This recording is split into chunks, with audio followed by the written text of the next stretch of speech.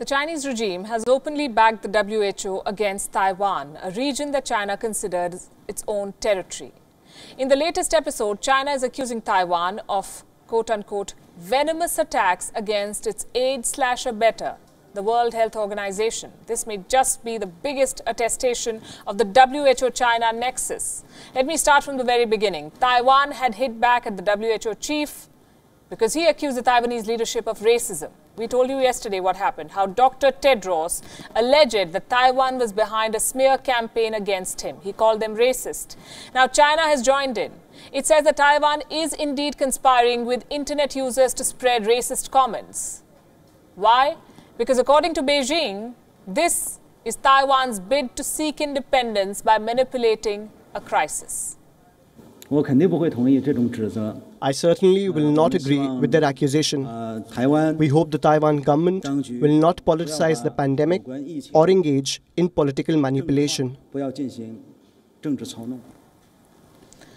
this was the outspoken Mr. Zhao Lijian, a China favorite, as I've told you before. He often tends to block people for showing his government the mirror. Here's something else he says will always be blocked: Taiwan's participation in WHO activities. The WHO is a specialized agency of the United Nations. It is composed of sovereign countries. Taiwan's participation in WHO activities must be based on the One China principle. It must be arranged through cross-strait negotiations. He talks about the One China principle, a principle that seems to apply even to Chinese propaganda. I'm not saying this Taiwan's Ministry of Justice is.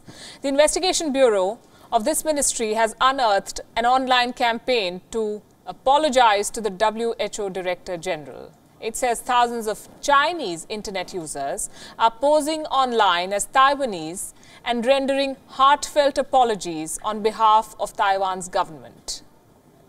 The things you do to make your conspirers happy. Countless social media posts have begun appearing promoting apologies in Taiwan's name.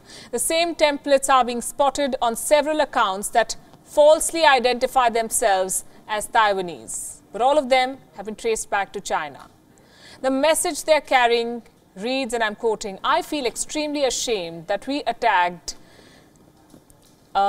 Dr. Tedros in such a malicious way. I apologize on behalf of the Taiwanese and beg for his forgiveness." Beg for his forgiveness. If you're doing propaganda, at least do it well, because this sounds terrible, given the Chinese standards.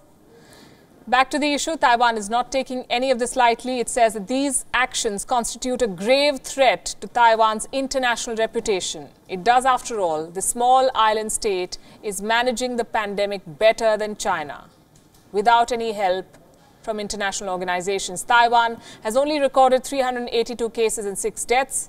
Not only has it managed to contain the Wuhan virus, it is helping the world fight this pandemic.